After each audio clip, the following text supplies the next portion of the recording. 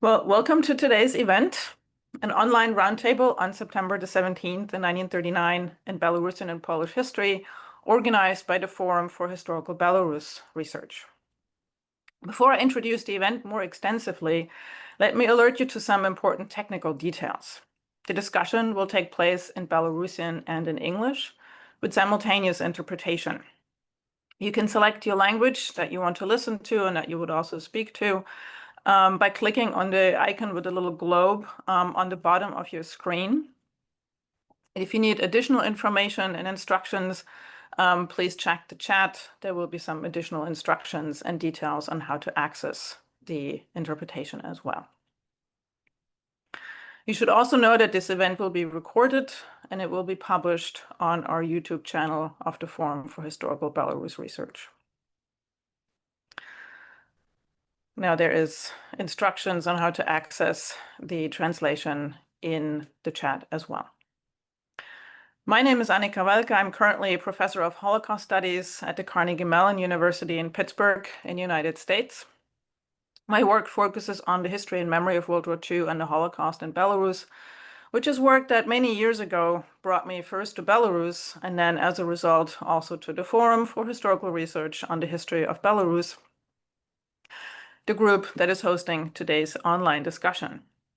The Forum for Historical Research on Belarus is a network of scholars kind of under the roof of the German Association for East European Studies, also known as the DGO or DGO in German. The association is funded by the German Academic Exchange Service, also known as the DAAD or DAAD. And the Forum could not function without this support. But first of all, it could not function without the wonderful and excellent work provided by Alessia Balanovich-Petz and many, many others. In particular, we benefit from Dr. Gabriele Freitag's presence. As the managing director of the DGO, she has been very instrumental for the Forum's work over a number of years. The Forum for Historical Research on Belarus is a platform for scholarly exchange on Belarusian history in its transnational context. Participants of the Forum include a number of historians from Belarus who had to leave the country due to political repression and who now live in exile in Germany, Poland, Lithuania, and other countries. The Forum actively strives to maintain connections with historians and other scholars who continue to reside in Belarus and work under incredibly difficult conditions. The Forum also includes a number of scholars who focus their work on the history of Belarus and who work in Germany and elsewhere, so who are not by origin Belarusian, but have developed a very strong interest in the country, in the culture of the region, and want to maintain their connections as well. We strive to offer a venue for scholarly exchange in a secure or at least protected environment. There is no full security. We're very much aware of that.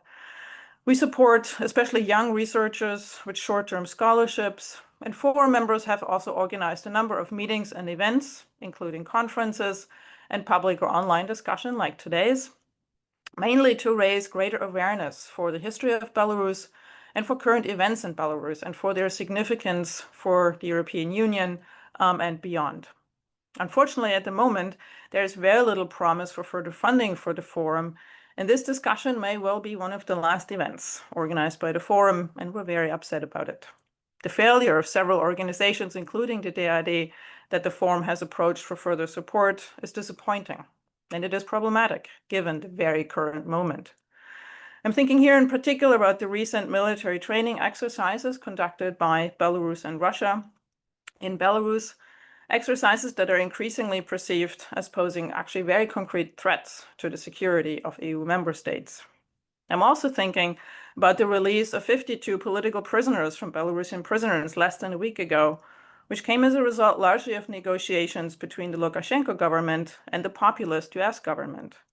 The circumstances and conditions of the release, which amounted to forced emigration for the released, shines new light on the horrific conditions within Belarus prisons, but also about the continued repressions within the country more broadly. It also points to the failure of the European Union to support democratic forces within Belarus or among those who had to leave the country and who now live in increasingly precarious legal conditions. I sincerely hope, and I think many members of the Forum hope that we will be able to identify and mobilize further resources to secure the work of the forum so that we can continue to host discussions like today's. Let me now turn to today's event, an online discussion on the significance on September 17th, 1939. This day signals in particular the historical significance of Belarus for European and for world history. On this day in 1939, large territories of present-day Belarus were forcibly annexed by the Soviet Union. September 17, 1939, therefore not only marks the renewed division and destruction of the state of Poland, it also signaled the existence of an agreement between the Soviet and the Nazi governments. Since 1989, we know that a secret protocol to the Soviet-German Non-Aggression Pact, also known as the Molotov-Ribbentrop Pact, set out the plan for this annexation. In hindsight, the German invasion of Poland just 2 weeks prior to this annexation marked the beginning of World War II. At the time, people and communities in the affected areas began to experience not only troops and military operations, but also Sovietization at an accelerated pace. Many were arrested for allegedly anti-Soviet attitudes or activities. Others were deported to special settlements or prison camps in the Soviet interior. In 2021, the Lukashenko government declared September 17 the Day of National Unity, celebrating what at the time many perceived as a violent overtaking of land and people. Today's discussion should offer an opportunity to learn more of the effects of the annexation in 1939, but also about current discourses around the event and its recent condemnation. I will now hand over the figurative microphone to Irina Makhovskaya, who will introduce the speakers and moderate the discussion. Irina Makhovskaya has a doctorate in history and specializes in oral history and the social and cultural history of Belarus. In particular, she focuses on everyday life and cultural practices between the 1930s and the 1950s, and among many other publications, has authored a book called Mir, the History of a Small Town as Told by Its Inhabitants, together with Irina Romanova, also a member of the forum. Irina is currently a fellow at the Wissenschaftskolleg in Berlin, where she is developing historical anthropology of social mobilization in Belarus since 1991, and I cannot wait to read the book that comes out of that. Irina, the floor is yours. Thank you. Дякую, вялікі, Аніка. Добрый дзень, шановныя сябры, калегі, усе, хто нас далучыўся. Дазвольце прывітаць вас на нашай дыскусіі, якая прысвечана падзеі, якая адбылася ў гэты дзень, 17 верасня 1939 года. Коротко Аніка ўжо расказала пра тое, што менавіта адбылося. Я думаю, што гэта усім зацікаўленым слухачам было і так вядома. І давайце зараз падумаем і паразмаўляем пра тое, як гэтыя падзеі паўплывалі на грамадзянскае насельніцтва, як трактоўка і памяць пра гэтыя падзеі ўплывае сёння на грамадзянскае насельніцтва, як ўплывае на ўспрыяцце гісторыі, на адносіны паміж Польшчай і Беларусю. Сёння мы гэта абмяркуем з нашымі гасцямі. У нас сёння вельмі міжнародная кампанія, чаму я вельмі рада, і гэта, несумненна, дазволіць максімальна усебакова падсвяціць розныя аспекты гэтай падзеі. Дазвольце, калі ласка, мне прадставіць нашых гасцей. Гэта Віктор Шадурскі, незалежны даследчык, які зараз жыве ў Польшчы, стала супрацоўнічае з Вроцлаўскім, і Орыхскім універсітэтам у Злучаным Каралеўстве. У цяперашні час з'яўляецца стыпендыятам праграмы Еўрапейскага Саюза EU-FOL SALT, SALT-2.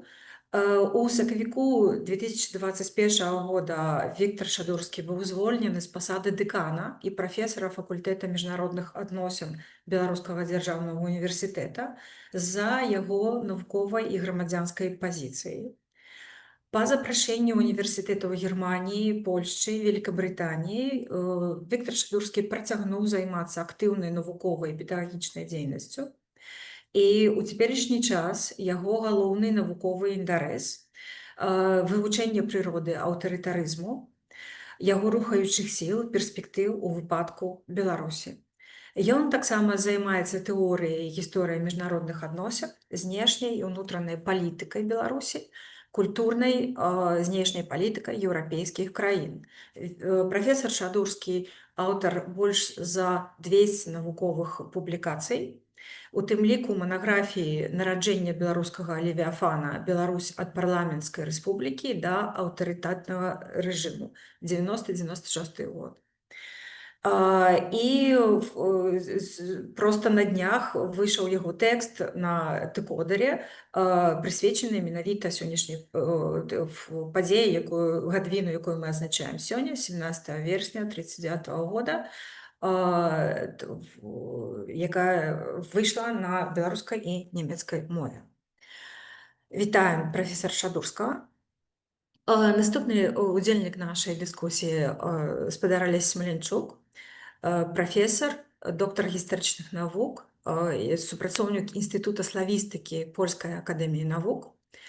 Спадар Алесь аўтар велізарнай колькасці навуковых прац, сярод якіх манаграфія па міжкраёвасцю нацыянальнай ідэі, польскі рух на беларускіх землях, манаграфія «Раман Скірмунд», і кнігі, якая непасрэдна прысвечана той падзеі, якую мы сёння будзем абмяркоўваць, якая называецца «За першымі саветамі. Польска-беларускае памежжа 39-41 у вусных успамінах жыхароў Беларусі». Кніга была выдана сумесна ў сааўтарстве з Ольгай Івановай. Алесь Смаленчук з'яўляецца рэдактарам гадавіка антрапалагічнай гісторыі «Homo historicus» і беларускі зашыты гістарычны. Спадар Алесь вельмі шмат працаваў з тэмай 17 верасня, праводзіў архіўныя вусна-гістарычныя даследаванні і выдаў зборнік дакументаў. Наступная удзельніца нашай дыскусіі Лідзія Зесін-Юрік. З'яўляецца запрошаным прафесарам ва ўніверсітэце Стоктон в Нью-Джерсі, Злучаныя Штаты. Працуе па праграме па вывучэнню Халакоста і генацыдаў і спецыялізуецца на вывучэнні праблем перамяшчэння. Яе навуковыя інтарэсы датычаць памяці ўсходняй і цэнтральнай Еўропы, у прыватнасці памяці пра Халакост, ГУЛАГ і міграцыі уцекачоў. Сумесна з Катарынай Фрыдла яна стала рэдактарам кнігі «Сібірская адысея польскіх яўрэяў. Лёс уцекачоў ад Халакоста», якая была выдадзена Яўрэйскім гістарычным інстытутам у Варшаве. У дадзены момант Лідзія працуе над манаграфіяй, якая прысвечана вопыту уцекачоў у момант краха і адсутнасці дзяржаўных структур з акцэнтам на лёсах мірных жыхароў, якія ратаваліся ад нацысцкіх і савецкіх войскаў у верасні 1939 года. Вітаем, спадарня Лідзія. І яшчэ адна удзельніца нашай дыскусіі, спадарня Сільвія Шарэйка, доктарка гуманітарных навук, спецыялістка ў вобласці літаратуразнаўства, паланістка, італьяністка, даследчыца польскай і італьянскай філалогіі, працуе ў даследчым інстытуце імя Северына Новакоўскага пры музеі памяці Сібіры. Спадарня Сільвія з'яўляецца удзельніцай рэдакцыйных калегій часопісаў «Бюлетын гісторыі пагранічныя» і часопіса «Засланец», а таксама навукова-папулярнага партала «Свят Сібіру». З'яўляецца галоўнай рэдактаркай партала «Рэляцыя з Сібіру». Яе навуковыя інтарэсы ахопліваюць Другую сусветную вайну, асабліва савецкія і нямецкія рэпрэсіі, феномен арміі Андерса, польскую палітычную міграцыю, міграцыю ў больш шырокім сэнсе, літаратуру лагерную, літаратуру рэпартажную, а таксама польска-італьянскія адносіны 19-20 стагоддзя. Вітаем, спадарня Сільвія. І перш чым мы пачнем абмеркаванне, я б хацела запрасіць нашых слухачоў задаваць пытанні. Іх можна задаваць праз функцыю пытання і адказ тут у нашым зум-асяродку. І напрыканцы дыскусіі нашы эксперты абавязкова на ўсе ці на частку ўсё будзе залежаць ад таго, наколькі хопіць часу, на іх адкажуць. І першы аспект, на якім я б хацела засяродзіць увагу нашых гасцей, гэта праблема менавіта грамадзянскага насельніцтва ў рэчышчы падзей 17 верасня 1939 года. Як гэта паўплывала на лёсы грамадзянскага насельніцтва заходняй Беларусі, і я б папрасіла пачаць нашу дыскусію з выступу Алесі Смельнічука.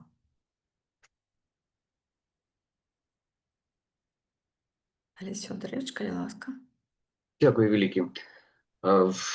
Вельмі добрае пытанне, бо калі мы думаем пра тыя падзеі 17 верасня 1939 года і наступствы, то вельмі часта в фокусе увагі знаходзіцца нацыянальны аспект, уз'яднанне беларускай зямлі.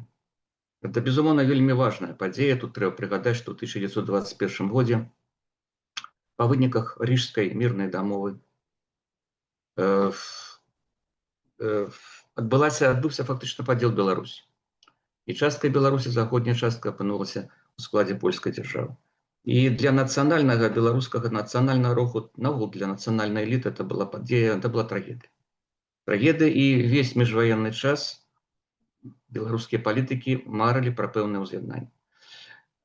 Вот пра гэта мы гаворым, а это адзін аспект. А калі адказваць на пытанне, як змянілася сітуацыя з грамадствам, як паўплывалі гэтыя перамены на лёс грамадства заходняй Беларусі, то мы пачынаем разважаць пра кошт таго самага ўз'яднання.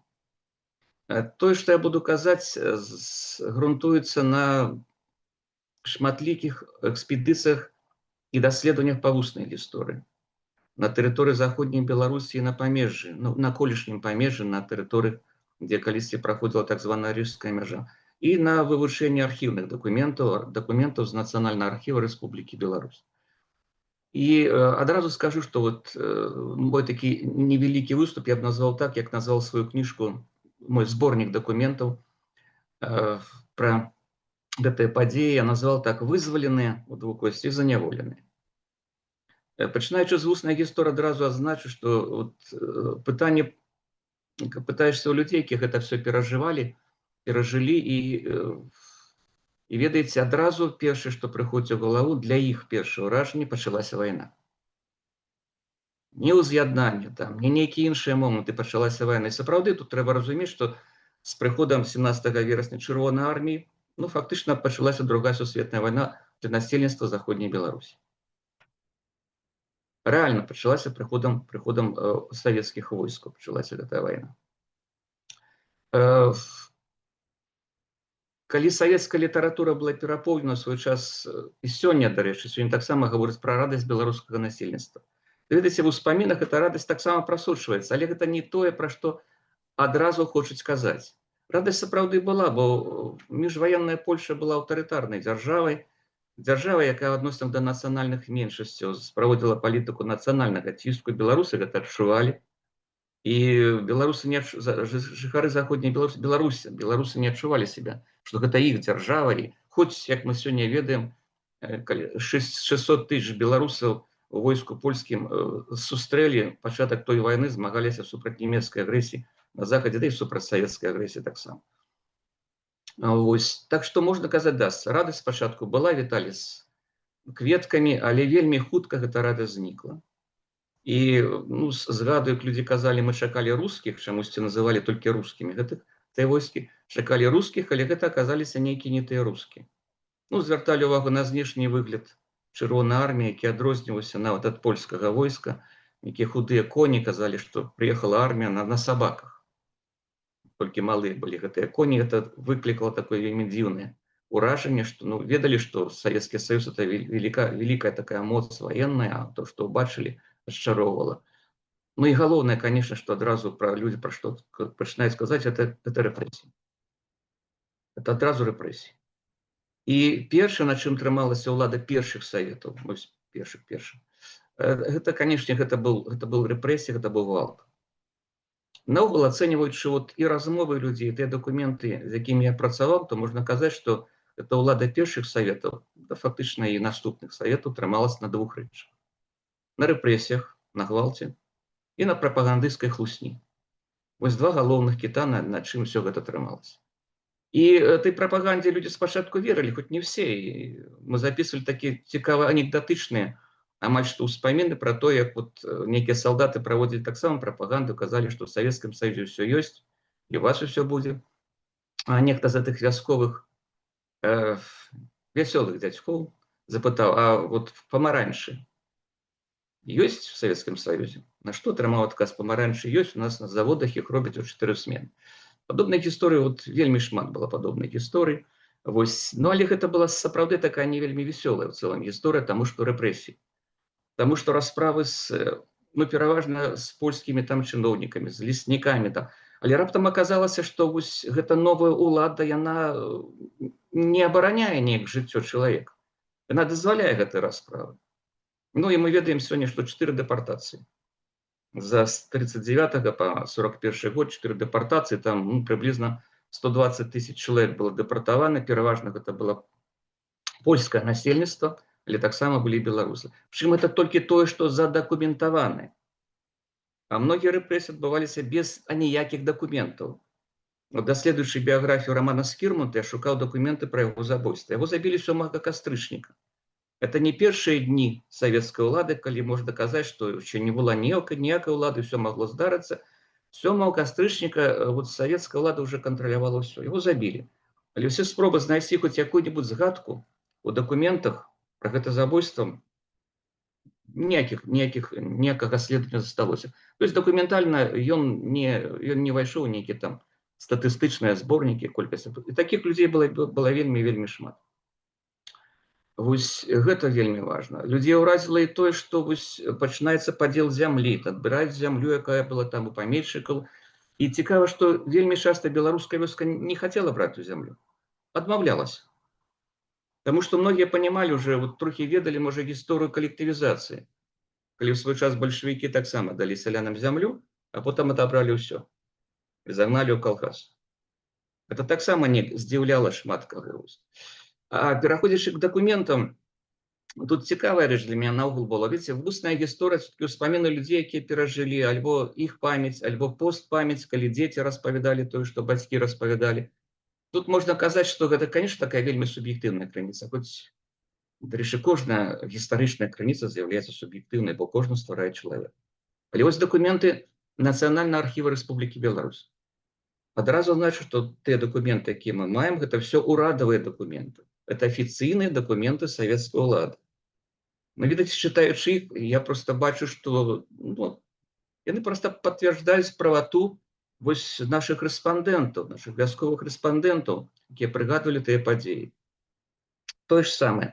Рэпрэсіі, ну просто яны там, так скажем, хаваюцца пад назвай там барацьба з ворагамі народа, там з ворагамі савецкай улады. Вось это ж самая прапагандысцкая хлусня, абсалютная. Дарэчы, для многіх, для значнай часткі грамадства заходняй Беларусі пэўным процверазеннем былі выбары ў народны сход, так званы народны сход. Таму што у Польшы былі свае праблемы з выбарамі. Там таксама, скажем так, дэмакратычных выбараў не было ўжо ў 30-е гады.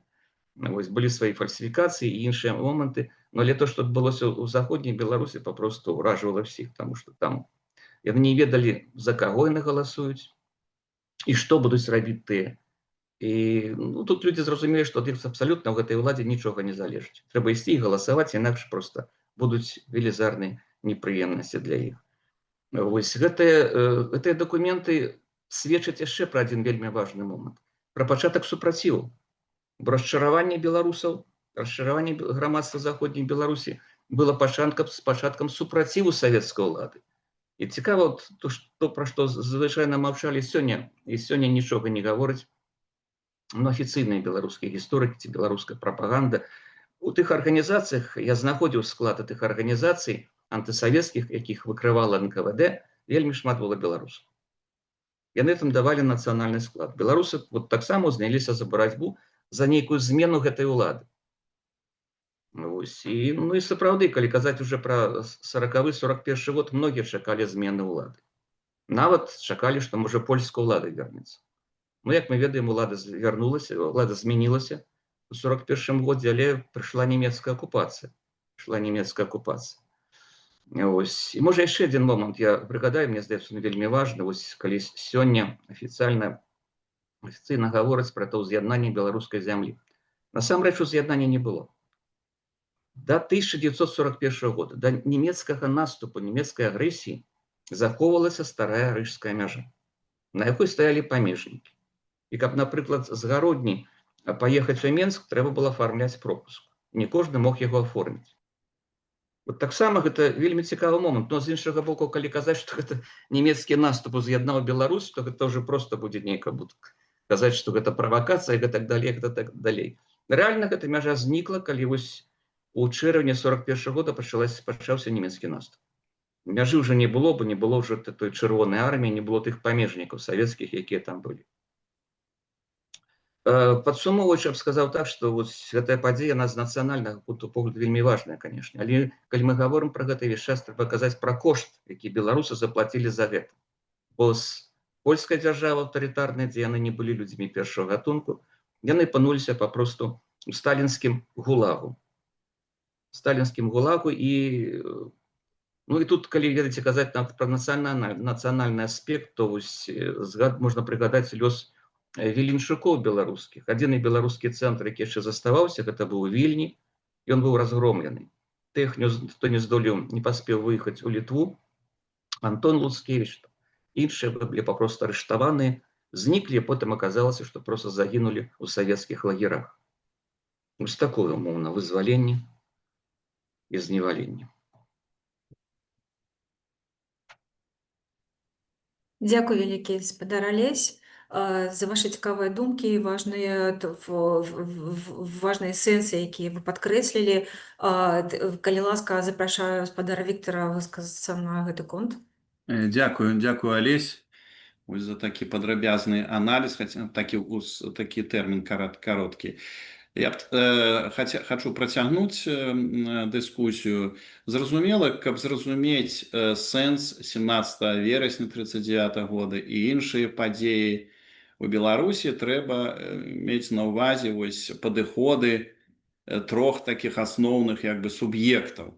Першае, зразумела, гэта гістарычная навука, гэта спроба падысці да складаных пытанняў аб'ектыўна, бесстаронне, аргументавана, пазбавіцца ад эмоцый, розных анты і анты. Тое, што мы сёння спрабуем шукаць крыніцы і так далей. І гэта адна частка. Другая, гэта, зразумела, гэта калектыўная памяць, а пра што вы казалі, гэта калектыўная ці гістарычная, ці сацыяльная памяць. Гэта тое, што ведаюць, што думаюць сведкі падзей, простыя сведкі, у такой сукупнасці масавай сваёй, як яны ацэньваюць падзеі, сведкі, таксама іх нашчадкі, якімі яны чулі ўжо не з афіцыйных нейкіх крыніц. Канешне, гэта з'ява вельмі супярэчлівыя, бо розныя людзі з розных сацыяльных пластоў, рознай нацыянальнасці, ідэнтычнасці, яны могуць інтэрпрэтаваць падзеі па-рознаму. Ну і ёсць таксама гістарычная палітыка дзяржавы. І мы звычайна звязваем гістарычную палітыку з аўтарытарнымі рэжымамі, бо тыя, якія хочуць выкарыстаць гісторыю ў сваіх сучасных мэтах, знайсці ў гістарычных падзей нешта, каб падтрымаць сваю сучасную знешнюю, унутраную палітыку. Але гістарычная памяць ёсць і ў дэмакратычных краінах, але гэта таксама вельмі такая дыскутыйнае пытанне і не для сёння. Але ўвогуле яна існуе. Вось гэта тры суб'екты. І мне здаецца, конечно, калектыўная памяць, гістарычная памяць – гэта надзейная такая крыніца, бо яна дае шмат уражанняў, апісвае сітуацыю, і вы гэтым займались прафесійна. Ну, я ў свой час падчас навучання ў універсітэце пасля меў магчымасць таксама размаўляць са сведкамі, бо мае бацькі яны з заходняй Беларусі, праваслаўныя сяляне, але вось яны жылі як бы пад панскай Польшай, як тады казалі. І вось мой бацька, ён заставіў такі успамін свой, вось свае ўражанні, і не ўспамін, ён быў хлопчыкам маленькім, але вось што ён напісаў у 97-м годзе. І я вось перад сённяшняй сустрэчай я зноў перачытаў гэты урывак з яго ўспамінаў. Вось і дазвольце, каб я, можа, прачытаю гэты ўспаміны, бо гэта для мяне вось як бы вось тая крыніца, якой я поўнасцю давяраю. Ён жыў на мяжы на Двіне, там, дзе, ведаеце, праходзіла дзяржаўная мяжа. Ён на левым беразе Двіны, а потым пераехаў праз некалькі кіламетраў праз Двіну, і там ужо вёска Сары ёсць такая на поўначы Беларусі, і вось ён такі ўражанні. Я просто зачытаю, я думаю, што яны яскрава нам даюць вось такі адказ. І ён падымае вось такую тэму, якая існавала. Вось ці было гэта адзінства, хтось кажа, было, а якія былі супярэчнасці. І вось ён быў беларусам, і зразумела, ён заўсёды як бы гэта вельмі цаніў. Вось што ён піша. Выхадцаў заходняй Беларусі тут называлі пшэкамі. Маецца на ўвазе ўсходняя Беларусь. Відаць, пад уздзеяннем даваеннай прапаганды ўсходнія беларусы лічылі сваіх заходніх суайчыннікаў ворагамі савецкага народа, дрэннымі і прагнымі людзьмі, прыхільнікамі капіталізму. Ужо значна пазней крыўда маладосці з гэтай нагоды прайшла. Дзякуй Богу, што нашы дзяды і бацькі не спазналі голаду і холаду, даваенных чорных варанкоў, якія начамі забіралі ні ў чым не вінаватых людзей. Віной для арэшту часта было толькі тое, што людзі і іх сем'і напружана працавалі і мелі добры ўраджай. Людзі баяліся сказаць дрэннае слова аб савецкай уладзе калектывізацыі. Сёння нават і смешна ўспамінаць, што калгаснікам, якія працавалі на ўсходнім беразе Двіны, было забаронена глядзець у бок супрацьлеглага берага. Калгаснікі адварочваліся ад Двіны спіной у час перакуру. З нашага боку сяляне віталі сваіх землякоў-таварышаў, але адказу не было. Аднак не хацелася б не абараняць жыццё ў заходняй Беларусі да 1939 года. Прыходзіла ў заняпад беларуская мова. Рознымі спосабамі метамі з праваслаўя вербавалі ў каталіцызм. Але нашы продкі засталіся верныя сваёй веры, мове, культуры, звычаям. Іх і нас, іх нашчадкаў, няма ў чым папракнуць. Вось я зачытаў гэта як і памяць аб сваім бацьку, але вось гэта таксама і думка чалавека, які зразумела, вось меў свае адносіны. Таму, конечно, калі мы кажам вось пра 17 верасня 1939 года, была вельмі важная падзея ў гісторыі Беларусі, якая мела кароткатэрміновыя і доўгатэрміновыя свае наступствы. Аднім з гэтых наступстваў з'яўлялася фарміраванне, пашырэнне тэрыторыі Беларусі, якая стала незалежнай дзяржавай у 90-е гады Рэспублікай Беларусь. І мы ведаем, і гэта сёння такі тэза, якую ніхто не будзе аспрэчваць, што сёння нашы міжнародныя межы, граніцы, яны сусветна прызнаны, яны прызналі, спадзяюсь, прызнаны нашымі суседзямі, і, спадзяюсь, гэта навечна і так і будзе. Таму дзякуй, вось, Алесь, дзякуй, Ірына, працягваем дыскусію далей. Дзякуй вялікі, шановны гаспадар Віктар. Калі ласка, па аспекце праблемы грамадзянскага насельніцтва спадарыня Лідзія хацелі б высказацца.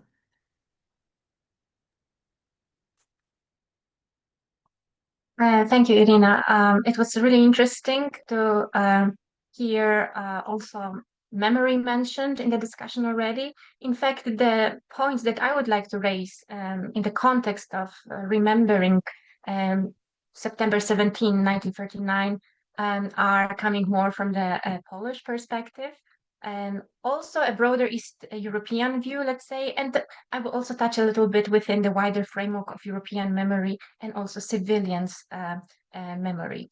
My first point will revolve around the memory of Stalinism and its relationship to Nazism, two central negative legacies of the 20th century, and how Eastern Europe, particularly the states that joined the EU in the mid-2000s, had sought to integrate the violent legacy of Soviet rule, such as September 17th, into the broader European canon of remembrance, but achieved rather limited success. And my second point touches upon the memory of the civilian dimension of the Soviet invasion, especially the forced population movements that followed. This aspect has recently resurfaced at the Belarusian-Polish border since 2021, seeing migrants subject to border violence. And then, of course, since 2022, on the Ukrainian-Polish border, seeing mass refugee movement from yet another Russian aggression. So starting from the first point, September 17th is of course closely tied to August 23rd, 1939, which has been mentioned already in our discussion when Ribbentrop and Molotov met to divide Eastern Europe into Nazi and Soviet sphere of influence. And their secret pact marked de facto alliance, one that remains uncomfortable to this day when it comes to memory. First of all, it challenges today's Russian narrative, of course, which downplays Soviet co-responsibility for the outbreak of war. And it also challenges Western perspectives that emphasize the USSR's decisive role in defeating Hitlerite fascism, which is true. This was a victory for which Soviet citizens paid a staggering price in blood. So still today, though negatively impacted by the full-scale Russian invasion of Ukraine in 2022, this view on Russia and its merits in containing fascism prevails, especially among the Western European left. In contrast, Eastern European countries, which were emerging from communism after 1989, they sought to integrate the Stalinist legacy into Europe's collective memory that they were also now part of or they were trying to shape. And their efforts were often met with ambivalence on the side of their Western partners. This was the time when the memory of the Holocaust was being more fully and belatedly consolidated as the moral and historical core of Europe's violent 20th century. And the prevailing expectation was for Eastern Europeans to join a shared reckoning with the crimes against Jewish neighbors and Jewish communities, rather than highlight their own suffering, which many feared might fuel nationalist narratives and sentiments, something that European integration project aimed to leave behind or be a response to or a remedy. So Eastern Europeans seeing in the 2000s that their victimhood was sidelined or they simply grew increasingly frustrated over the years. Unlike Germany, for example, which set the tone of the European Vergangenheitsbewältigung, so coming to terms with the past, they were lacking enough self-confidence to focus mostly on their wrongdoings. And also felt that the fact that the region had endured not one, but two major traumas, both Nazi and Soviet, that brought about numerous and in fact yet not properly mourned or recognized victims, like these of Palmyre, Lidice, Katyn, or Kuropaty. This was not sufficiently acknowledged. So European institutions, in fact, in Brussels, became a key battleground for the debate about those asymmetries. East Europeans, as I said, had a growing sense that West Europeans, who were untouched by the Soviet experience of communism, tended to trivialize Eastern historical perspectives. In response, they looked for kind of symbolic counterbalance to Auschwitz-centered Holocaust memory, and they found it in the Gulag, a powerful emblem, right, of their own historical suffering of the region. So their push, in fact, did result in one symbolic achievement. In 2008, the EU designated August 23rd the anniversary of the Molotov-Ribbentrop Pact, which preceded both September 1st and 17th invasions on Poland, as a day of remembrance for the victims of totalitarianism. But today, so more than 15 years later, it's clear that this gesture had done little to truly bridge the memory divide between East and West of Europe. No doubt the instrumentalization of history in domestic, for example, Polish politics has certainly shaped its current memory politics to the main degree. But I would say that the Western reluctance to recognize the importance of dates like September 17th has contributed to this kind of defensive, often uncritical stance Eastern European states represent today in memory.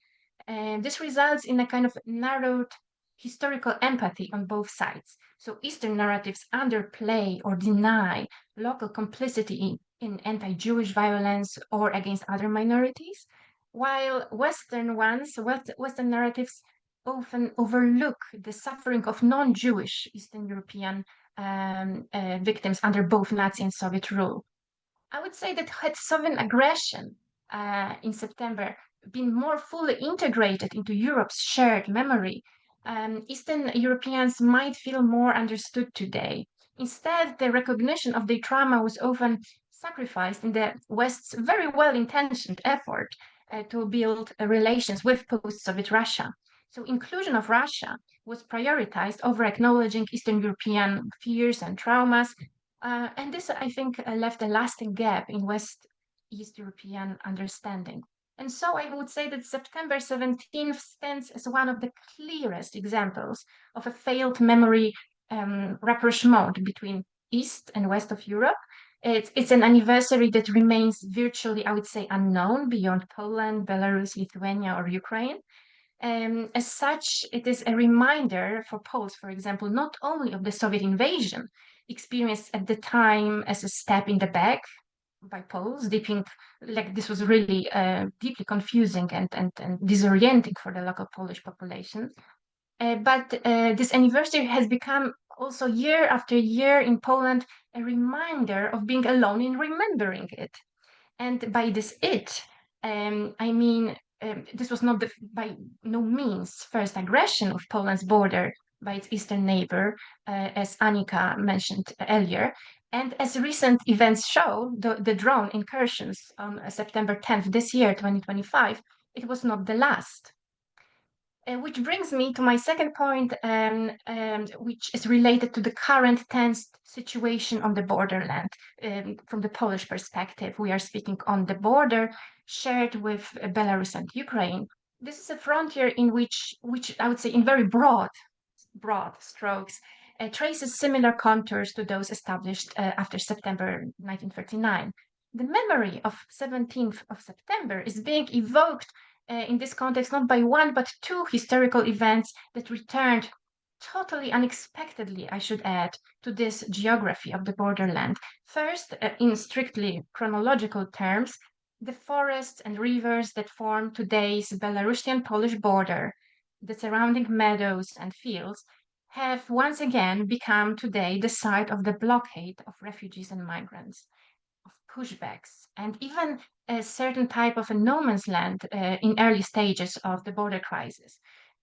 Since mid-2021, migrants predominantly from the global south, deliberately funneled into the zone, have found themselves pushed back by border guards on both sides.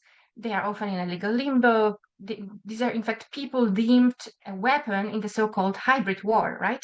Dozens of them went missing or had died from hypothermia or drowning, and they are buried in the borderland. Their situation echoes the situation in the autumn of 1939, when the same geographic corridor became sometimes a deadly bottleneck for civilians fleeing Nazi and Soviet plans towards them. Then too, refugees, particularly Jewish, attempted to cross the demarcation line that divided, let's say, Eastern Soviet and German zones of occupation. But these were not only Jewish Poles escaping Germans, but also other Poles escaping Siberian deportations, which were mentioned. in the autumn of 1939 already, and going into the opposite direction, right, to the German zone. Today, so today's events are of a different scale, no doubt, and occur under very different political circumstances. But the repetition of the dynamics of military blockades, pushbacks, and kind of death at the border in this very region is deeply uncanny. Generally, what was in 1939 an effective and direct Soviet attack on the Polish border is now a more disguised attempt at destabilization of the Polish border, which is, fortunately for Poland, for this time protected within the NATO guarantees.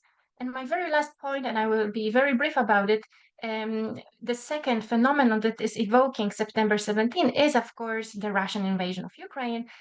For many Poles, this presents this present, let's say, aggression has reopened intergenerational historical wounds and fears.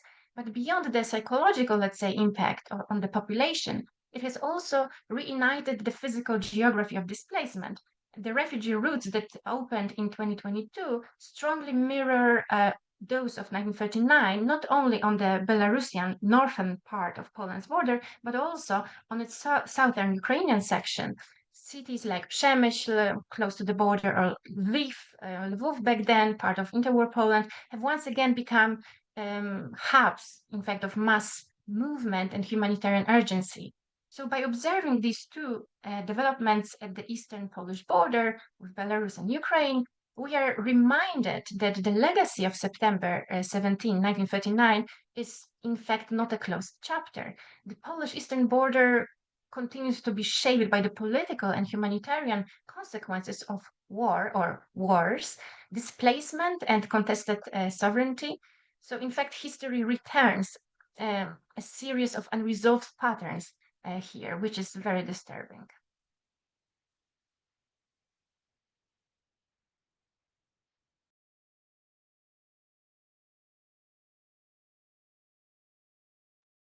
Дзякую, вялікі спадарня Лідзія. З-за таго, што закранулі такі вельмі шырокі спектр пытанняў, не толькі адносна праблем грамадзянскага насельніцтва ў 1939 годзе, але і праблемы трактовак гэтых падзеяў у сучаснай палітыцы і палітыцы памяці. І я б хацела тут удакладніць яшчэ раз у спадарні Лідзіі ці ў спадарні Сільвіі пра менавіта трактоўку ў рэчышчы польскай гістарычнай навукі адносінаў да гэтых падзеяў. І вось тая праблема недапрацаванасці, недакладнай, недастатковай прапрацаванасці памяці пра 17 верасня 1939 года менавіта з боку ўсходняй і цэнтральнай Еўропы.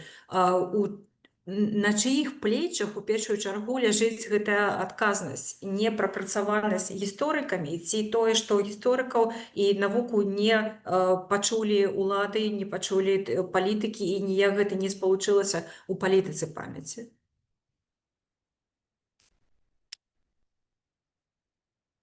Калі ласка, спадарня Лідзія ці спадарня Сільвія, што б вы маглі сказаць пра гэта?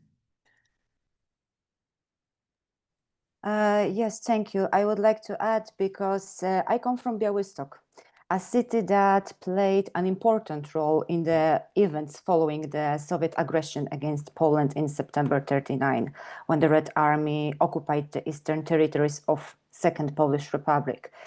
Because here in Białystok, from September to November 1939, a process of incorporation, we can say, of these lands into the Soviet Union was set in motion. And between October 28 and 30th, 1939, Białystok became the temporary capital of these territories, hosting the so-called People's Assembly of Western Belarus. It was there that the decision to unite with the Belarusian Soviet Socialist Republic was formally adopted, and process completed on November 2nd, 1939. And we can only imagine that for many families, for Polish families, Belarusian families, this meant an abrupt change of government, the disappearance of familiar institutions, and soon afterwards, repression, arrests, confiscations, and deportations. Of course, Poles, but also Belarusians, because we were deported also together, yes, into the depths of Soviet Russia.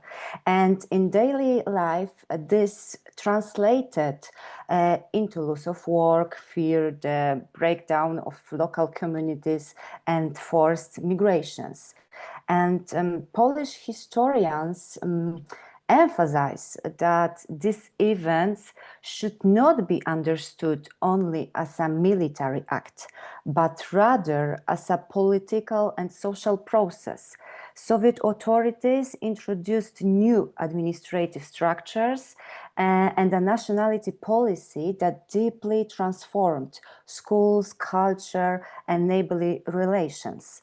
And from my personal perspective, as someone from Białystok and a staff member of the Sibir Memorial Museum, this history is not abstract, yes?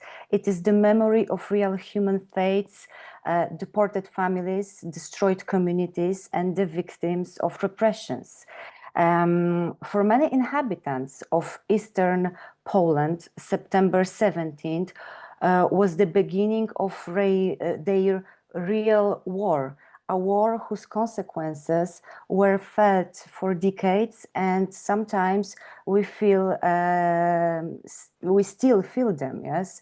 And in Poland, when we think about 17th September 1939, the narrative is unambiguous. The Soviet entry is remembered as an act of aggression and as a pact of the secret protocol of the, of course, Molotov-Ribbentrop Pact, leading to annexation, repression, and deportation. And Polish scholarship and public memory nowadays strongly emphasize the connection between the collusion of the two totalitarian regimes and the tragic consequences for the region's inhabitants. I remember that in one magazine, in one article, our Polish historian Wojciech Materski argued that the 1939 pact was not defensive, but rather an offensive agreement that prepared the division of spoils in Central and Eastern Europe. And of course that coming from Białystok, I know that local memory is more often nuanced. In borderland cities where Polish and Belarusian cultures coexisted for centuries, interpretations are shaped not only by grand politics, but also by the specific histories of families, neighbors, and communities. And we must also remember about this fact, yes, because we lived in these territories together, and now we also live here together. In Białystok, we have also a big Belarusian community, and nowadays also a Ukrainian one. So when we think about the aspect of the 17th September, we must also think how we can interpret together this fact to coexist nowadays.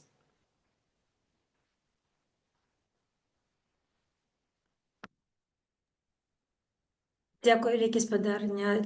Сильвія, коли ласка, Олесь Федорович.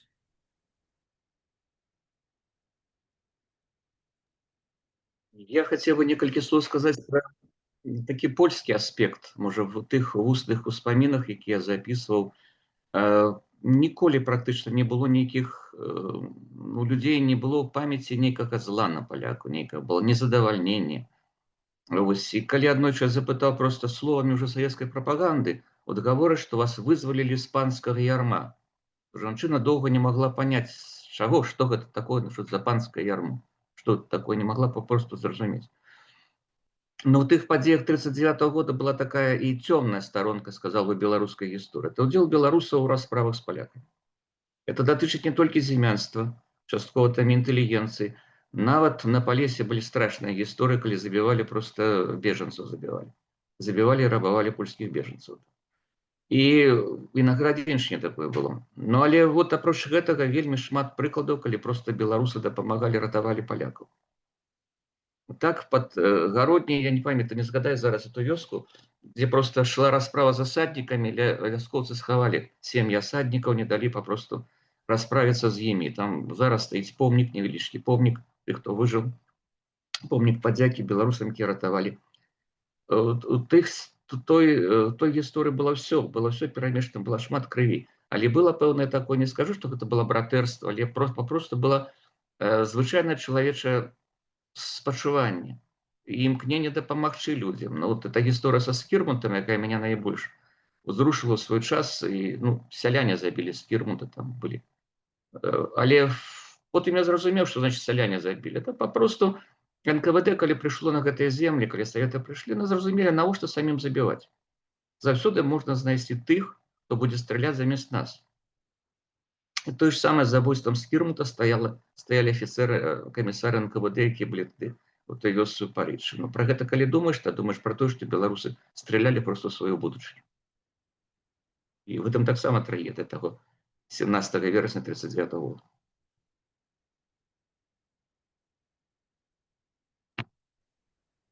Дякую, Олесь Федорович, Кайлас, господар Віктор.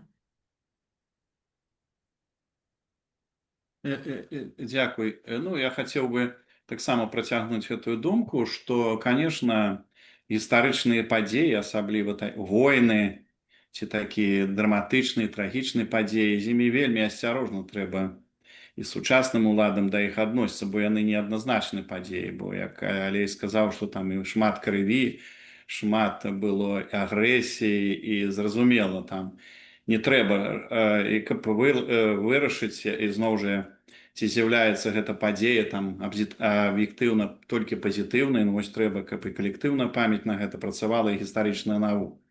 І калі ёсць нейкія супярэчнасці, то зразумела, не трэба чапаць гістарычнай падзеі, асабліва войны, нават і перамогі ваеннай, бо там шмат ёсць чаго. І, конечно, калі мы кажам пра... І таму гісторыкі, яны знойдуць шмат дэталей, шмат дробязей, якія маюць вялікае значэнне ў гісторыі. Бо гісторыя гэта не такая прамалінейная рэч, дзе там адны там 100%, 100% пазітыўныя, другія там толькі негатыўныя, толькі чорнае-белае. Зразумела, гісторыя яна ці шэрая, ці каляровая, як вам будзе лягчэй. Напрыклад, вось я ўжо казаў, што гэта падзея мела наступствы. Кароткатэрміновыя і доўгатэрміновыя. І, зразумела, гэтыя наступствы былі негатыўныя, і былі, зразумелыя, некаторыя, можа, як я кажу, што у будучыні гэта як бы сыграла на карысць нашай Беларусі. Вось, і тут да Лідзі я хацеў бы звярнуцца, яна сказала, што гэты падзеі менш цікавыя. Мы не будзем тут спрачацца, але вось наконт Літвы, мне здаецца, яны ведаюць гэта падзеі і ведаюць гісторыю, бо у іх таксама адбыліся змены і тэрытарыяльныя, бо яны атрымалі Віленскі край з Вільнюсам. Это таксама такая частка іх гісторыі. Зразумела, яны ацэньваюць як супярэчную дату. Сёння у нас няма сярод нас прадстаўнікоў Літвы, але вось гэта такі прыклад, як больш уважліва адносіна да такіх супярэчных падзей. Ну і па-другое, вось таксама і Сільвія казала, што вось яна з Беластока, і мы зноў жа павінны казаць, што межы, беларускія межы сучасныя, яны фарміраваліся нават не падчас, вось будучы межы Беларусі фарміраваліся не падчас падзей вераснёўскіх 1939 года, за якімі была вайна, а потым ужо ў дамовах паміж СССР і Польскай Народнай Рэспублікай, Польшай ужо. І таму гэта таксама, зноў жа, гэта не дробязі, але гэта, гэта патрэбна ведаць і дыскутаваць. Таму зноў жа такі штрых да гісторыі 1939 года. Дякую. Дзякуй, спадар Віктор. Калі ласка, спадарня Лідія, вы хацелі штосьці тут адказаць ці удакладніць?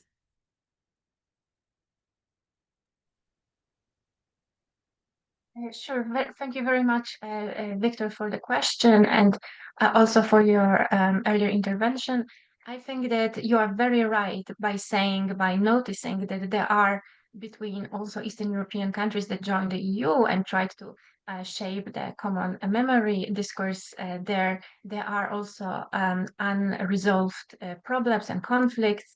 It's not only the situation between Poland and Lithuania, but also somewhere more to the south. But when they were entering the EU for the first time, they saw that maybe they have more in common that things that they have that take them apart.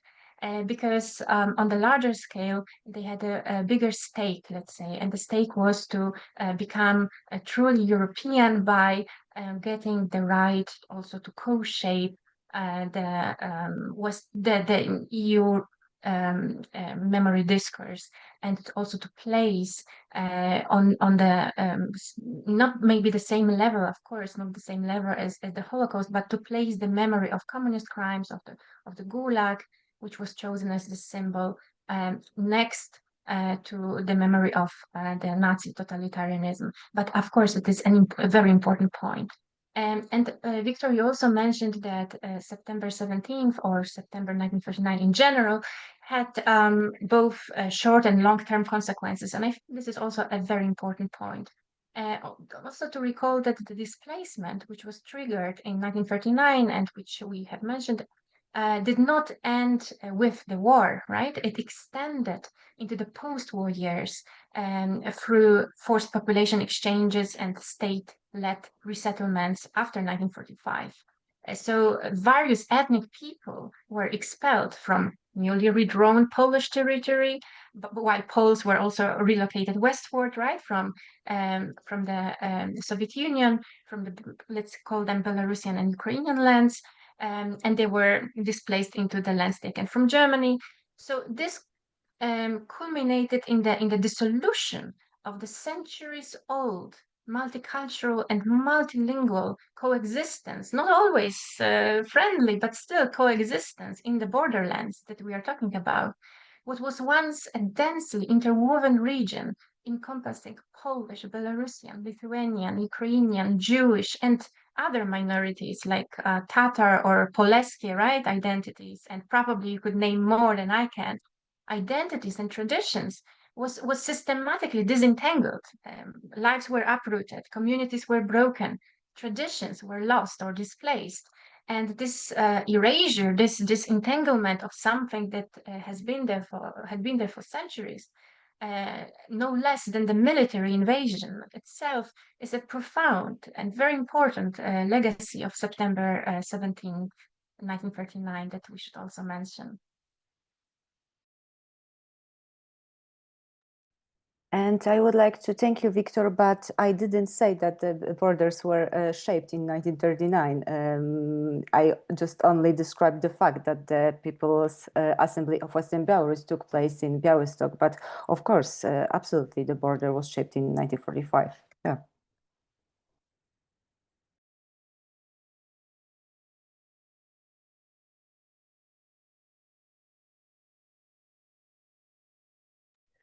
Дзякуй, вялікі калегі. Відавочна, што інтэрпрэтацыя польская і беларуская яны адрозніваюцца і не толькі з-за таго, што розная сітуацыя і ў гістарычнай навуцы, і ў палітыцы ў Беларусі, ў Польшчы, але і таму, што ўсё ж такі былі на розных месцах Беларусі, Польшчы ў гэтых падзеях. І вось я б хацела звярнуцца да інтэрпрэтацыі з беларускага боку гэтых падзей, як у гістарычным рэчышчы, так і з боку палітыкі памяці сучаснай. Як вядома, з 21-го года улады Беларусі абвясцілі гэты дзень 17 верасня днём народнага адзінства.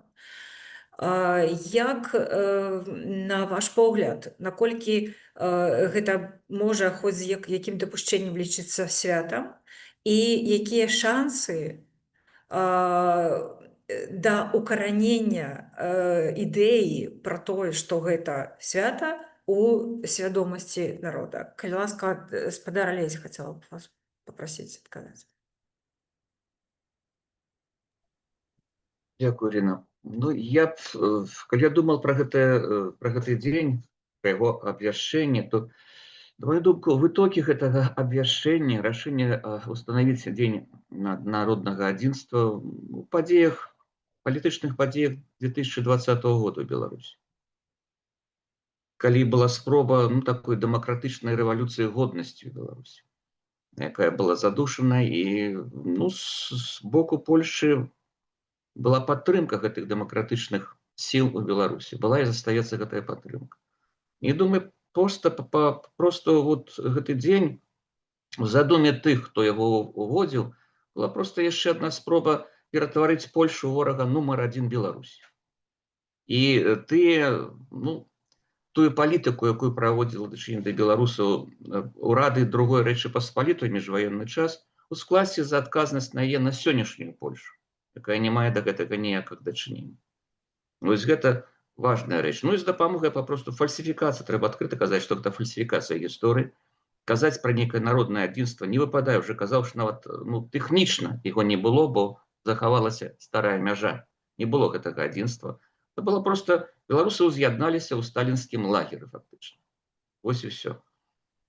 І тут яшчэ, можа, такі момант варта было б адзначыць, што сучасная прапаганда, она імкнецца ператварыць вось эту падзею у такі сталінска-савецкі падарунак беларусам. Пры гэтым абсалютна ігнаруецца тое, што нацыянальныя працэсы былі, нацыянальны рух Беларусі, беларускі нацыянальны рух заходняй Беларусі імкнуўся да гэтага. Практычна ў міжваенны час не было аніводнай беларускай палітычнай партыі, якая б не выступала за ўз'яднанне беларускай зямлі. Але не так, як это все атрымалася, не так, як все гэта было потым у 1939 годзе. І ў гэтым абвяшчэнні гэтага свята, так званага, я яшчэ бачу акт рэпрэсій супраць беларускай гістарычнай навукі. Таму што пасля таго, як это было все абвешчана, зараз вельмі цяжка беларускаму гісторыку, які знаходіцца ў Менску, там у Гародні, там у Гомелі, вось выказваць нейкую іншую думку.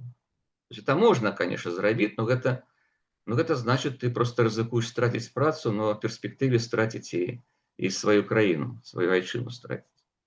Ці будзе гэта нейкім, думаю, што нейкія палітычныя перамены абсалютна перакрэсцяць все гэта, і людзі забудуцца пра гэты дзень. Я просто яшчэ апошняе прыгадаю, калісьці меня вельмі цікавіла наогул гэты дзень, як яго святкуюць, і это была, здаецца, 2014 год, 75-я гадавіна, круглая дата, юбілейная дата так званага ўз'яднання Беларусі. Я спецыяльна ў той дзень пайшоў у кіоск, скупіў усе газеты, якія там былі афіцыйныя.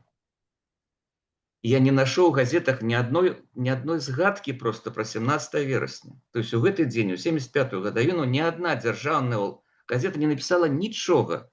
Я пачаў шукаць у інтэрнэце. Я знайшоў толькі нейкую там Драгічынскі веснік, лакальную рэгіянальную газету, якая вот нешта змясціла. Зайшоў на старонку адміністрацыі прэзідэнта Рэспублікі Беларусь і знайшоў там віншаванне яго таджыкскага калегу там з нейкім юбілеем. Там ні слова не было пра гэта.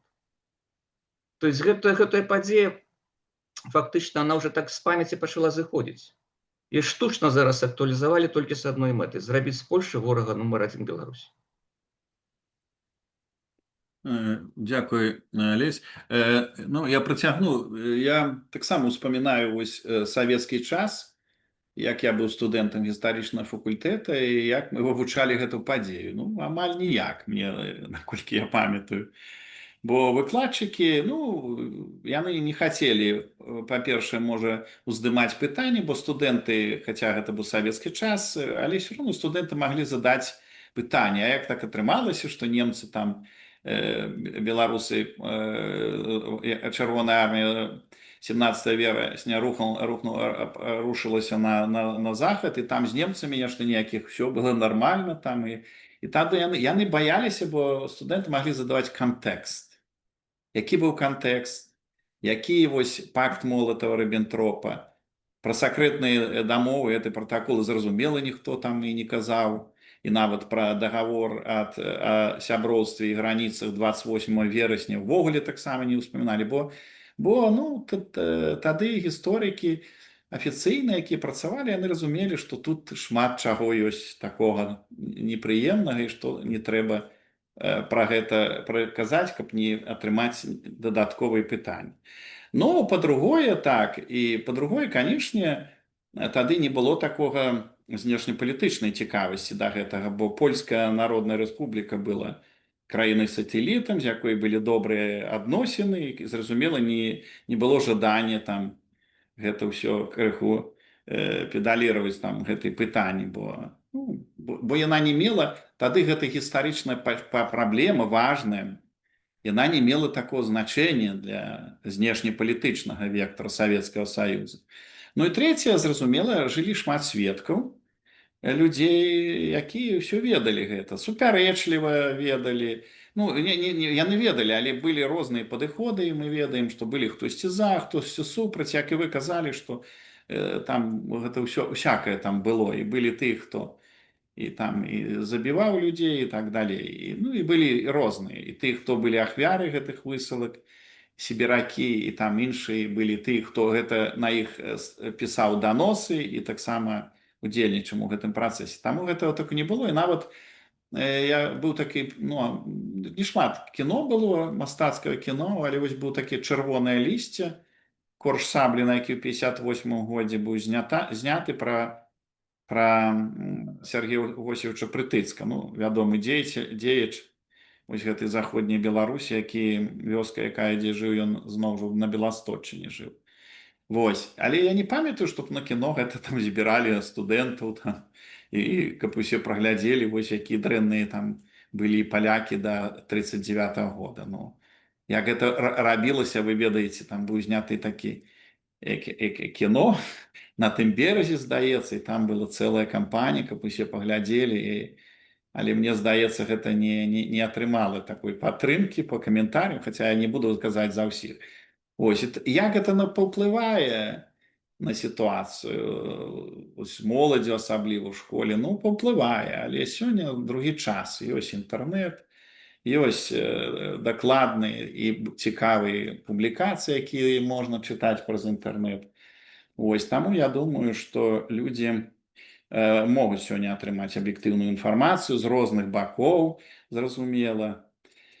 Ось, і таму гэты працэс больш складаны, чым уяўляюць сябе вось гэтыя там аўтары гэтай прапагандысцкіх падыходаў. Таму, але вось ёсць, я так падумаў, што, ведаеце, тут ёсць якая небяспека, што вось як перабольшванне гэта ўсе такія націск, што давайце, вось вывучайце, прымайце гэтую ідэю, ён можа так знізіць вось інтарэс да гісторыі. Там, як вы казалі, што забудуць у будучым пра гэты падзеі. Не, ну, мы ж не хочам, каб забывалі людзі. Вывучайце, але спакойна абмяркоўвайце з польскімі, літоўскімі, украінскімі, іншымі гісторыкамі, каб, ну, ўсё ж такі гісторыю не трэба забываць. Але вось такія вось перабольшванні, ціск такі, яны могуць у моладзі сфарміраваць такі, ну, негатыўны ўвогуле да ўсяго. Як мы памятаем, былі перабольшванні з другой сусветнай вайны. Таксама ось такі ціск, там гэта такі патрыятызм. Я памятаю, ну, быў такі перыяд, калі людзі не хацелі гэтай увогуле цікавіцца тэмы. Хаця мы ведаем, што яны ж у нас не абмеркаваны, як бы кажуць. Не было такой глыбокай рэфлексіі, свабоднай рэфлексіі, з рознымі думкамі, з рознымі падыходамі. Вось так бы я адказаў на гэта пытанне. Ну, я меў на ўвазе не то, што забудуць пра падзеі, не пра гэта не забудуць, а забудуць проста святкаваць гэты дзень, нават калі ён застанецца. Дзякую. Ну, зразумела.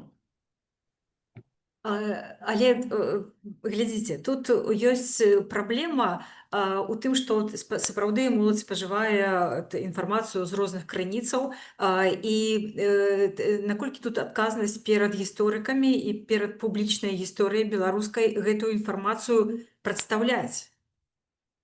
І ці не існує тут праблема в беларускай сітуацыі у тым, ці ёсць у такой зручнай форме гэтая самая інфармацыя для спажывання, што магло бы скласці канкурэнцыю гэтым адзіным дням інфармавання, і цяпер будзе яшчэ чарговая хваля, бо учора літаральна адбылася сустрэча Лукашэнкі з праваладнымі гісторыкамі, і было зададзены накірунак у далейшым ачарненні Польшчы менавіта там у дачыненні да жыхароў заходняй Беларусі. Як вы лічыце, ці дастаткова робіцца у беларускай незалежнай гістарычнай супольнасці для таго, каб прадстаўляць не толькі такія даследаванні, але і прадстаўляць гэта ў той форме, якая была б зручная для спажывання у шэраговым чытачом?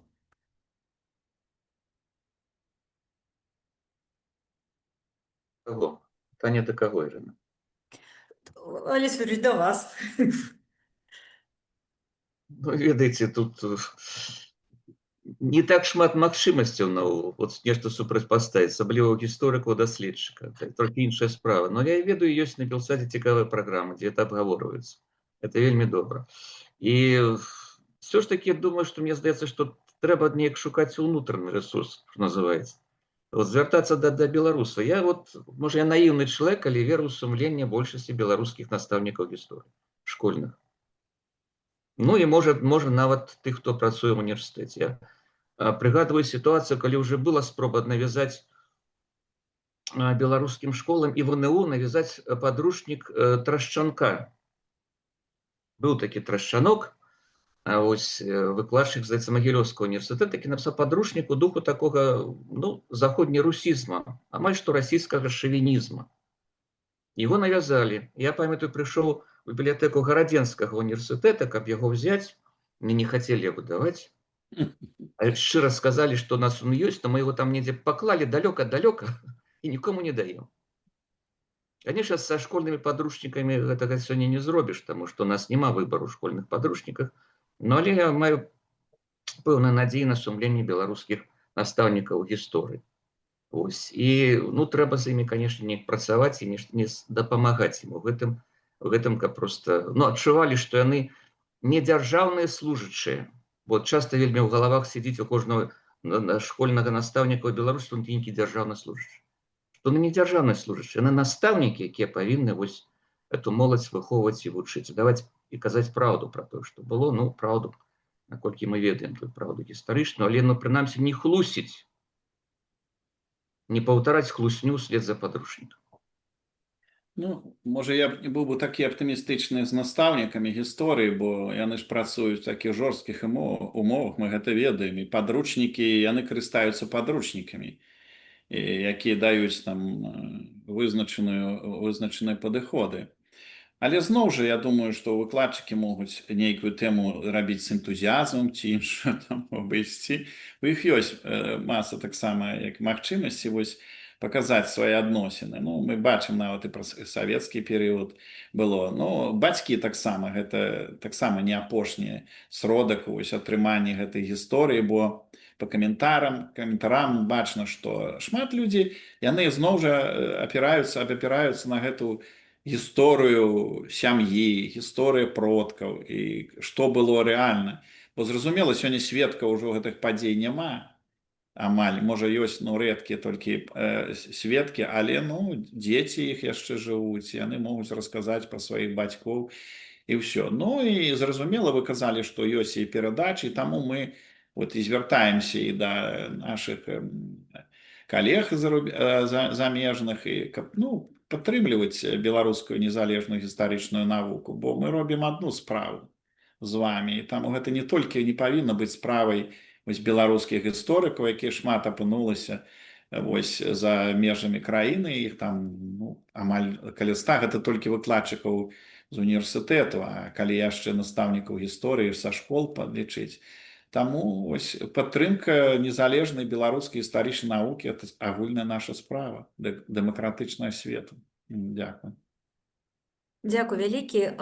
У нас засталося літаральна 10 хвілін, і мы маем яшчэ тут некалькі пытанняў, але я б хацела папрасіць спадарню Лідзію, спадарню Сільвію вельмі коротка расказаць пра сітуацыю у польскай публічнай гісторыі. Наколькі вось цяпер гэтая дата 17 верасня уключана ў кантэкст там польскіх падручнікаў, працэсы навучання, у сродках масавай інфармацыі і гэтак далей. Наколькі актуалізавана гэтая падзея у такім в масавым кантэксце?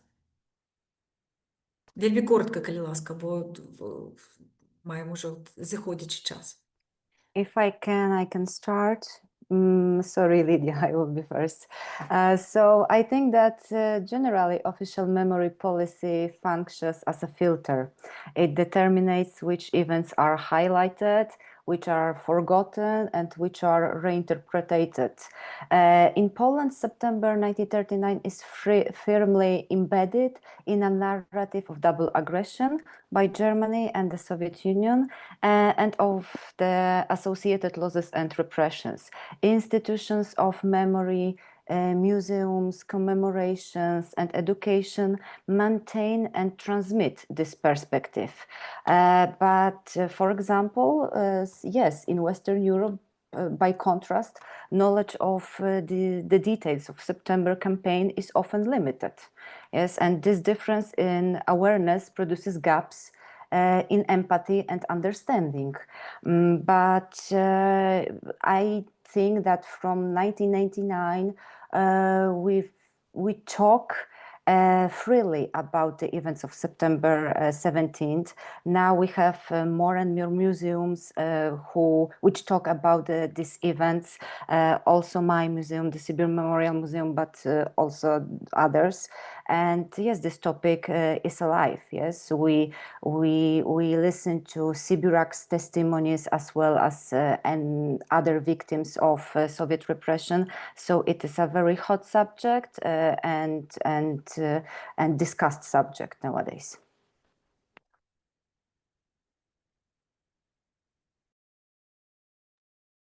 Дякую вялікі, спадарня Лідзя. I have nothing to add. I would definitely agree that September 17th would be never forgotten. It is all in the Polish media, right? It's every year, year by year, present as a topic, and it is 1st of September and then 17th of September, obligatory, mandatory mention in public media.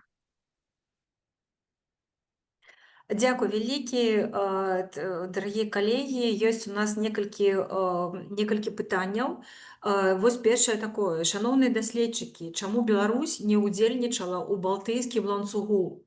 У Літве, Латвіі, Эстоніі гэта стала вялікім поспехам і зблізіла гэтыя краіны з Захадам. Чаму гэтага не адбылося ў Беларусі? Я так разумею, што пытанне да беларускіх даследчыкаў.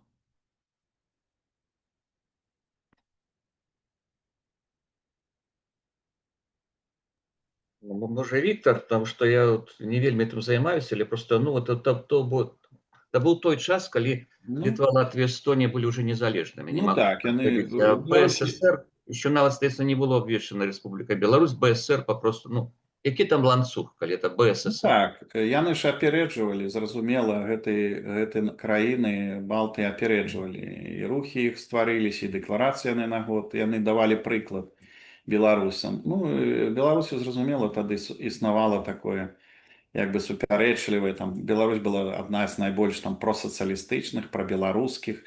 Вось, быў, і, конечно, на нацыянальным узроўні ўдзельнічаць у гэтым руху, ну, было немагчыма. Але я не буду выключаць, я не ведаю таксама, але я думаю, што беларусы маглі ўдзельнічаць менавіта у гэтым, але трэба на гэта звярнуць увагу, бо, зразумела, беларусы ведалі, але вось на нацыянальным узроўні гэта было цяжка зрабіць, бо ўлады былі супраць, там міліцыя была супраць усяго гэта, ну і тады ўлады рэспубліканскія былі супраць гэтага. Але я думаю, што некаторыя беларусы ўдзельнічалі. Ну так, такая была сітуацыя тады ў Беларусі. Яна адрознівалася вельмі.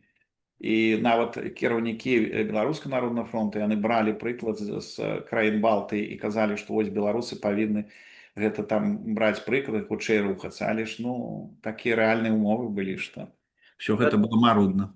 Я дадам, може, тут справа не тільки у умовах, а справа просто у історичних ведах, у історичній свідомості. Ось, і як-то от долучитися у той час, хіба не хапало просто ніяких історичних ведів, рашучості і свідомості історичної. Вялікі дзякуй. На жаль, у нас засталося літаральна 4 хвіліны. Мы не паспеем адказаць на ўсе пытанні. Я прашу дарагіх калег літаральна па некалькі сказаў сказаць падсумоўваючы такія свае ўражанні ад дыскусіі і ўвогуле, калі хто яшчэ хацеў штосьці дадаць да таго, што прагучала ў нас за апошнія 1,5 гадзіны. Калі ласка, давайце са спадара Віктара пачнем. Ну, я хацеў бы, ну, зразумела, дзякуй нашым калегам і польскім, я б хацеў бы звярнуцца да тых, хто на тым беразе, як бы так умоўна сказаць. І, ну, і ты, асабліва, хто мае гістарычную адукацыю, давайце абмяркоўваць гісторыю з улікам усіх дэталей. І не толькі шукаць нейкія аргументы, якія толькі ідуць на карысць пазіцыі, а ўвогуле разглядаць шчыра, аб'ектыўна. Я разумею, што гэта вельмі цяжка. Людзі залежаць ад разных умоў. Але ну, мы просто вяртаць гэту праблему з палітычнай плыні ў гістарычную, дзе ёсць аргументы, ну, эмоцыі будуць заўсёды, мы тут бесстароннасць, аб'ектыўнасць, і толькі так ну, Беларусь захавае сябе ў нашых межах і будзе развівацца паспяхова. Таму давайце дыскутаваць, але з усімі аргументамі. Дзякуй.